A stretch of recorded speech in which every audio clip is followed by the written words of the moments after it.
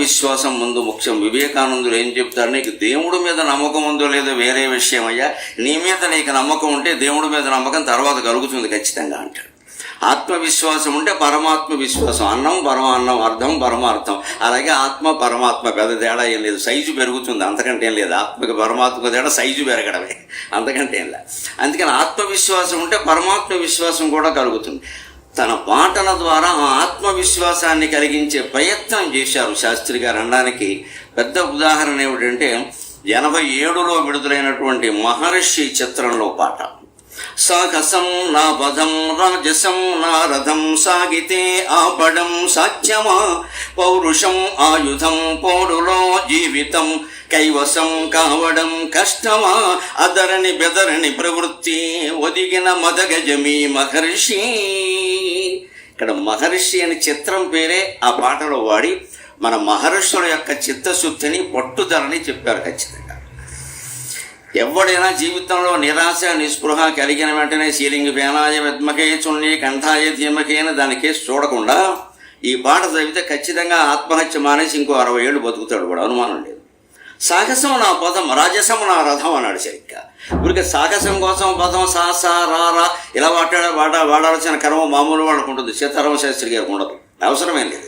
అయినా సాహిత్యంలో నిలబడి మహాకావ్యం రాసుంటే అలసాని పెద్దన మనుచరిత్ర లాంటిది మరొకటి దక్కుండేది. నా బోటుగాడు అది ఆశిస్తాడు ఖచ్చితంగా.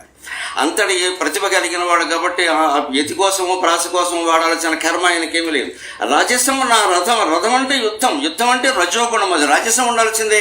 అక్కడ సత్వగుణం ఉంటే పనికిరాదండి, సాహసం ఉండాల్సిందే. అంటే ఇవి ఉంటే సాధించడం ఏమైనా సాగితే దాన్ని ఆపడం సాధ్యమా అండంతో పాటుగా ఇంకో మాట చెబుతున్నారు రెండోదంట. దానికి పౌరుషం ఆయుధం, పోరులో జీవితం కైవసం కావడం కష్టమా. ఎప్పుడు వ్యాపారంలో దెబ్బతిన్నా, రాజకీయాల్లో దెబ్బతిన్నా, సినిమా రంగంలో దెబ్బతిన్నా, ఇవన్నీ దెబ్బతినడానికి బాగా కేంద్రాలు. మా ప్రవచన రంగంలో ఎవరు దెబ్బతిన్నారు, సుఖంగా ఉంటారు హాయిగా. ఇస్తే డబ్బులు ఇస్తారు, లేకపోతే వెళ్ళిపోతారు. కానీ ఉన్న డబ్బులు లాక్కునేవాడు ఎవడు లేడు ఇక్కడ. మేము పెట్టుబడులు పెట్టక్కర్లేదు, హాయిగా మేము బడి పెట్టక్కర్లేదు, పెట్టుబడి పెట్టక్కర్లేదు, సుఖంగా హాయిగా 4 మాటలు చెబుతాం. అన్ని విద్యల్లోకి తేలికైన విద్య ఏమిటంటే వేదాంతం, దానికంటే కొంచెం కష్టమైనది ఏమిటంటే కవిత్వం, దానికంటే కూడా కష్టమైనది ఏమిటంటే వ్యాకరణం. వ్యాకరణం చెప్పేవాడికి కష్టమే, వినేవాడికి కష్టమే. కవిత్వం రాసేవాడికి కష్టం, వినేవాడికి బాగా తేలిక. వేదాంతం ఉందే చెప్పేవాడికి సుఖం, వినేవాడికి సుఖం. ఎంతసేపు అయినా చెప్పచ్చు, ఎంతసేపు ఎందుకు చెప్పామంటే అంత లోతుందండి అనొచ్చు. 5 నిమిషాల్లో మూసే ఇచ్చామంటే ఎంత చెప్పినా దండగా అనొచ్చు. అందుకే మేము సుఖంగా ఈ రంగంలో కొనసాగుతున్నాం. నేను కూడా ఉపాధ్యాయ వృత్తి చేసి పద్యాలు రాసి కావ్యాలు రాసి చివరికి సెటిల్మెంట్ ఎక్కడంటే ఇక్కడ అయ్యాము సుఖంగా. తిరుగులేని వృత్తి. పాపం ఆయనది ఇంకా ఇబ్బంది అయిన వృత్తి. ఒకసారి దొరికితే పాటలు, ఒకసారి దొరకవు కదా. ఇంత ఇబ్బందులు నిజంగా ఆయన చెప్పుకున్నది, లేదా ఇతర కవులకి దర్శకులకి అందరికీ సినిమా రంగంలో ఉన్న వాళ్ళకి అందరికీ చెప్పిన మాట అనిపించింది. పౌరుషం నీ ఆయుధం. ఊరికే వాళ్ళ చుట్టూ వీళ్ళ చుట్టూ తిరిగి దేవిలాడి నిర్మాత కనపడగానే కాళ్ళకి దండం పెట్టి, దర్శకుడు కనపడగానే కాళ్ళకి దండం పెట్టి, వీళ్ళింట్లో మానవరాలు అన్నప్రసానికి ఆయన్ని పిలిచి ఆయన ఇంట్లో కూతురు బారసాలకి ఈయన వెళ్ళి, ఇంత దరిద్రం అక్కర్లేదండి. ప్రతిభకి ఒకడు లిఫ్ట్ ఇవ్వాల్సిన అవసరం లేదండి. ప్రతిభ సూర్యోదయం. నేను సినిమా రంగంలో ప్రతి ఒక్కళ్ళకి చెబుతున్నా, మీ ప్రతిభని మీరు అవకాశం వచ్చిన చోట వ్యక్తం చేయండి. మొత్తం ప్రపంచం మీ దగ్గర ఉంటుంది ఖచ్చితంగా. మీరు ఎవరి పుట్టినరోజు పండుగలకి వాళ్ళకల్లా రోజు పొద్దునే నమస్కారం వందనాలని పెట్టాల్సిన కర్మ ఏం లేదు ఇక్కడ. మర్చిపోతామేమో. పబ్లిక్ రిలేషన్స్, భగవంతుడితో రిలేషన్ ముఖ్యం, ప్రతిభతో రిలేషన్ ముఖ్యం. పబ్లిక్ రిలేషన్ ఎప్పుడూ ముఖ్యం కాదు. పబ్లిక్ మన చుట్టూ తిరుగుతుంది ఖచ్చితంగా ప్రతిభ ఉంటే. అది పౌరుషం నీ ఆయుధం. పౌరుషంతో ప్రయత్నించు. పైగా పోరులో జీవితం కైవసం కావడం కష్టమా. నిజంగా యుద్ధం చేస్తే జీవితంతో పోరాడితే జీవితం నీకు సాధ్యం కదా. నిజంగా జీవితం అంతా పోరేనండి, సంసారం కూడా యుద్ధమేనండి ఖచ్చితంగా. అయితే కురుక్షేత్ర యుద్ధానికి సంసారంలో యుద్ధానికి తేడా ఏమిటంటే, శత్రువులతో యుద్ధం చేసినప్పుడు మనం ఎవరితోనో వేరే దేశంతో యుద్ధం చేసినప్పుడు పరాయి సైనికులతో పగలల్లా పోరాడి రాత్రి వాళ్ళ సైనికులతో కలిపి నిద్రిస్తారు. సంసారంలో ఏమిటంటే పగలల్లా ఎవరితో పోరాడమో రాత్రి కూడా వారితోనే కలిపి శయనిస్తారు. అందుకంటే కురుక్షేత్ర యుద్ధం కంటే ఇదే చాలా కష్టం. ఎందుకంటే ఎవరితో పోరాడమో వాళ్ళ దగ్గర కూర్చోవాలి, వాళ్ళతోనే మాట్లాడాలి, వాళ్ళు పట్టిందే తినాలి, వాళ్ళు ఇచ్చిన డబ్బులే తీసుకోవాలి, వాళ్ళు నానా పోరాటాలు చేయాలి. చివరికి నమస్కారం ఉన్న పతిదేవుడు కాళ్ళు కడగాలి, భర్త గారి కాళ్ళు మీడియా వాళ్ళు లేకుండా కడగాలి. మొత్తం మీద కడగడం ఖాయమే.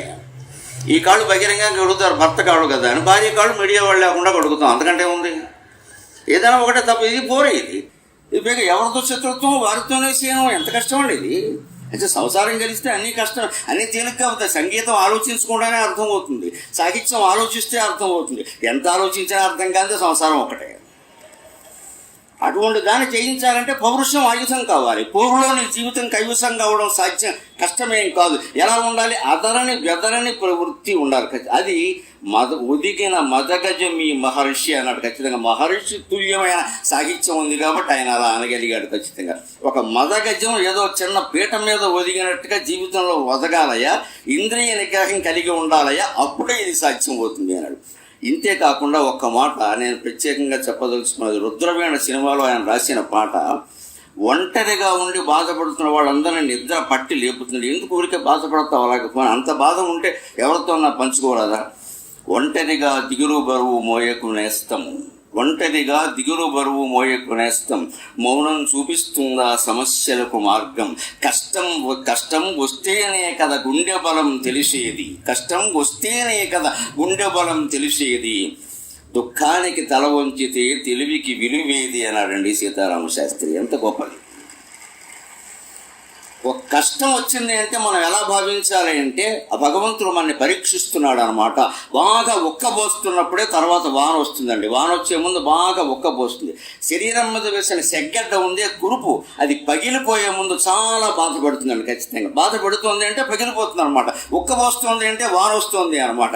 పొయ్యిలో పొగ బాగా వస్తుంది అంటే ఉజ్వలంగా మండుతుంది అనమాట. నీకు కష్టం వచ్చింది అంటే భగవంతుడు నేను అనుగ్రహించడానికి సిద్ధంగా ఉన్నాడు అనమాట. ఖచ్చితంగా ఆ కష్టం ఎందుకంటే భగవంతుడు పెట్టే పరిస్థితి. అది ఎదుర్కొంటే రారా నా ఒళ్ళో కూర్చోరా అని అమ్మవారు పిలుస్తుందండి మనని. అటువంటి భక్తి కలిగి ఉండాలి. అందుకని మదగజమి ప్రవృత్తిని చూసి ఒంటరిగా ఊరికే బాధపడకు, మౌనంగా కూర్చొని ఏడుస్తూ ఉంటే నేను ఇంతే అనుకుంటే ఇబ్బంది కలిసి వచ్చేది ఏమి